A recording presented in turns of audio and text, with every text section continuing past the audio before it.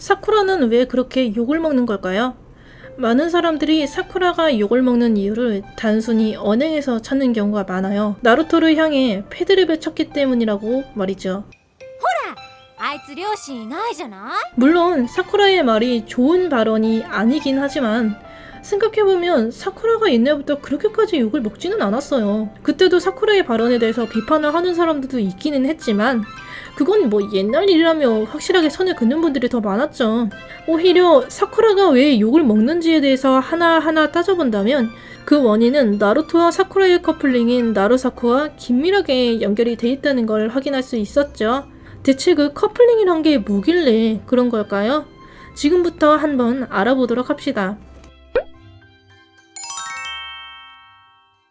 나루사쿠는 작품 초창기에는 그렇게까지 인정받는 커플링은 아니었어요. 우선 나루토와 사쿠라 모두 서로에게 감정을 표현하는 방식이 서툴렀던 것도 있죠. 나루토는 사쿠라가 사스케를 좋아한다는 사실을 알자 자주 예의 없이 들이대기도 했고, 사쿠라는 그런 나루토가 자신이 놀리는 것 같다며 불쾌감을 자주 드러내기도 했죠. 私が四苦八苦してるのを楽しんでる。ナルトは私のことなんて何一つ分かってない。 이랬던 이 둘이 나루토는 사쿠라에게, 사쿠라는 사스케에게 자신이 아직 부족하다는 사실을 깨닫게 돼요. 사쿠라는 나루토에 대한 태도를 고치게 되었고 진심으로 응원을 해주기 시작했죠. 나루토 역시 사쿠라의 마음을 이해해주려고 노력을 하게 되었어요. 그리고 서로의 노력이 교차하는 지점에서 이 둘이 새로운 약속을 하게 됩니다. サスケは絶対俺が連れて帰る。一生の約束だってばよ。 사쿠라의 마음을 존중하지 못했던 나루토가 진심으로 사쿠라를 위해 행동하게 되고, 철없다고만 생각했던 나루토가 어느샌가 자신을 가장 이해하고 있던 사람이 되어 있었다는 걸 사쿠라는 뒤늦게나마 깨닫게 되었어요. 처음엔 못나고 모자라도 서로를 위해 더 나아가려고 노력을 하는 것, 그 자체가 이 커플링이 존재할 수 있던 이유였던 거죠. 泣いたってサスケくんは帰ってこないでしょ。私もいる。私だって一緒に強くなる。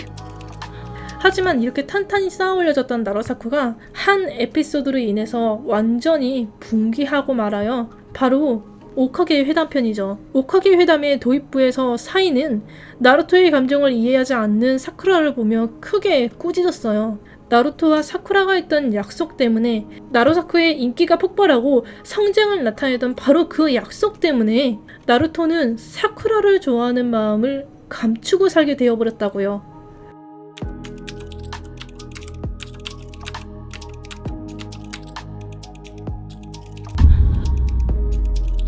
이때를 기점으로 이 둘의 약속은 사쿠라와 나루토의 성장을 이야기하는 것이 아니라 나루토에게 무거운 짐을 주게 만든 원인이 되고 말아요.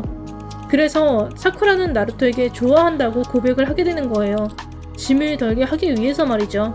하지만 이 고백을 통해서 드러난 사실은 사쿠라는 사스케를 좋아했어요. 俺は自分に嘘をつくようなやつは嫌いだ。